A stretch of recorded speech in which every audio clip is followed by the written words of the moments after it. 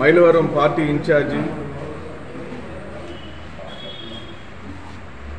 ఉమ్మడి రాష్ట్రం నుండి క్రియాశీలకంగా క్రమశిక్షణ కలిగిన కార్యకర్తగా,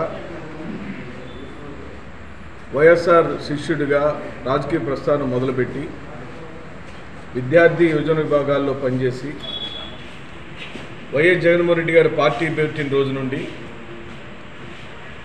ఎంతో నిబద్ధతతో పనిచేసిన ఒక బలహీన వర్గాలకు సంబంధించిన నాయకుడు.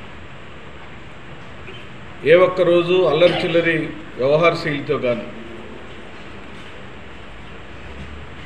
ఎప్పుడు కూడా చట్టానికి అతీతమైన వ్యవహారాలు చేసిన చరిత్ర లేని కుటుంబం.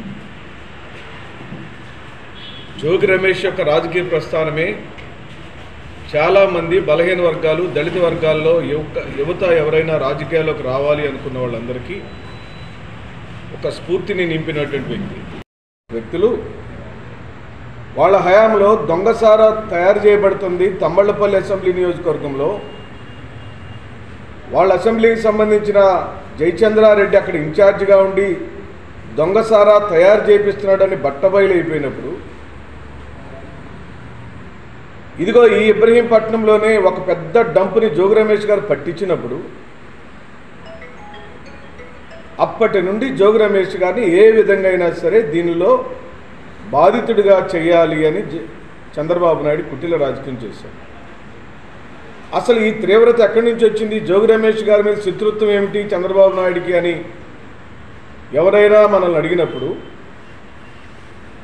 వైఎస్ఆర్ కాంగ్రెస్ పార్టీ అధికారంలో ఉండి జగన్మోహన్ రెడ్డి గారు ముఖ్యమంత్రిగా ఉండినప్పుడు ఆ పార్టీకి సంబంధించిన పట్టాభి అనే వ్యక్తి అయ్యన పాత్రుడు నోటికి వచ్చినట్లుగా తిట్టకుండా అమ్మనాభూతులు తిడుతుంటే ఇది తప్పు కదా, మీరు ఎందుకు ఖండించట్లేదని ఓ ప్రతిపక్ష నాయకుడిగా ఉన్న చంద్రబాబు నాయుడు గారిని మీడియా సాక్షిగా మేలుకొల్పడానికి వారింటి వైపు వెళ్ళాడు.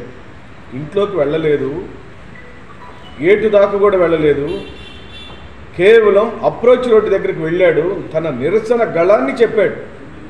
ఇప్పటికీ అడుగుతున్నాం, ఈ రోజున స్పీకర్ స్థానంలో ఉన్న అయ్యన్న పాత్రుడి యొక్క విజువల్స్, వీడియోస్ తీపించండి. ఆనా కొడుకు ఈనా కొడుకు అని ఆనాటి ముఖ్యమంత్రి అయిన జగన్మోహన్ రెడ్డి గారిని అయ్యన్న పాత్రుడు అన్నాడా లేడా? పట్టాభైన అతను జగన్మోహన్ రెడ్డి గారిని పట్టుకొని బోషిడీకి అనే పదాన్ని వాడాడా లేదా? భావోద్వేగం కలిగిన జోగి రమేష్ గారు, సామాజిక స్పృహ కలిగిన జోగి రమేష్ గారు, రాజకీయ చైతన్యాన్ని ఊయెత్తున లేచిన జోగి రమేష్ గారు ఆవేశాన్ని ఆపుకోలేకపోయాడు. తన ఉద్వేగాన్ని వెల్లడిపరచాలనుకున్నాడు. అందుకనే చంద్రబాబు నాయుడు గారి రోడ్డు మీదకి వెళ్ళి నిరసన చెప్పాడు. దానికి ఎవరు కారకులు? నారా చంద్రబాబు నాయుడు, లోకేష్ కాదా? స్వయాన బాలకృష్ణే చట్టసభలో పట్టుకొని జగన్మోహన్ రెడ్డి గారిని సైకో అన్నాడు కదా. వీటన్నిటికీ సమాధానం ఏం చెప్పాలి ఇప్పుడు వైఎస్ఆర్ కాంగ్రెస్ పార్టీ శ్రేణులు? మా ఒంట్లో రక్తం జులుం చూపిస్తే ఎవ్వడు భయపడేవాడు లేదు. మా లక్ష్యం జగన్మోహన్ రెడ్డి గారిని ముఖ్యమంత్రిని చేసుకోవటం. ఆ ముఖ్యమంత్రిని చేసుకోవటం అనే లక్ష్యం ముందు మాకు ఇవన్నీ లెక్క కాదు. జోగి రమేష్ గారు ఈరోజు కొన్నాళ్ళ పాటు జైల్లో ఉంటే మా యువ నాయకుడు నడిపిస్తాడు రాజకీయాన్ని, మా వాడిని పెట్టి నడిపిస్తాం.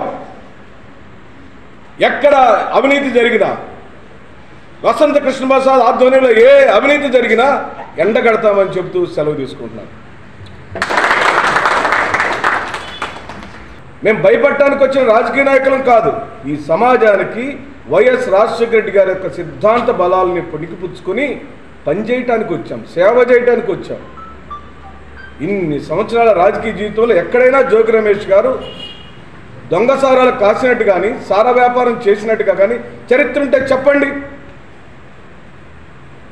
నేను అడుగుతున్నాను, ఈ రోజున ఈ నియోజకవర్గానికి సంబంధించిన వసంత కృష్ణ ప్రసాద్ యొక్క భూమిని వాళ్ళ స్నేహితుడైన నారా చంద్రబాబు నాయుడు, అంటే చంద్రబాబు నాయుడికి స్నేహితుడైన రేవంత్ రెడ్డి పరిపాలిస్తున్న తెలంగాణ హైదరాబాద్లో ఈ వసంత కృష్ణ ప్రసాద్ భూమిని కబ్జా చేశాడని, ఆ భూమిని కోల్చడానికి హైడ్రా వెళ్ళిందా లేదా? అది సాక్ష్యం. అంటే ఎక్కడ జోగి రమేష్ ఎక్కడ నాటుసారా కాశాడో అక్కడికి వసంత కృష్ణ ప్రసాద్ రమ్మనండి. తెలుగు జులుం చూపిస్తే ఎవ్వడు భయపడేవాడు లేదు. మా లక్ష్యం జగన్మోహన్ రెడ్డి గారిని ముఖ్యమంత్రిని చేసుకోవటం. ఆ ముఖ్యమంత్రిని చేసుకోవటం అనే లక్ష్యం ముందు మాకు ఇవన్నీ లెక్క కాదు. జోగి రమేష్ గారు ఈరోజు కొన్నాళ్ళ పాటు జైల్లో ఉంటే మా యువ నాయకుడు నడిపిస్తాడు రాజకీయాన్ని, మా వాడిని పెట్టి నడిపిస్తాం. ఎక్కడ అవినీతి జరిగినా, వసంత కృష్ణప్రసాద్ ఆధ్వర్యంలో ఏ అవినీతి జరిగినా ఎండగడతామని చెబుతూ సెలవు తీసుకుంటున్నాను.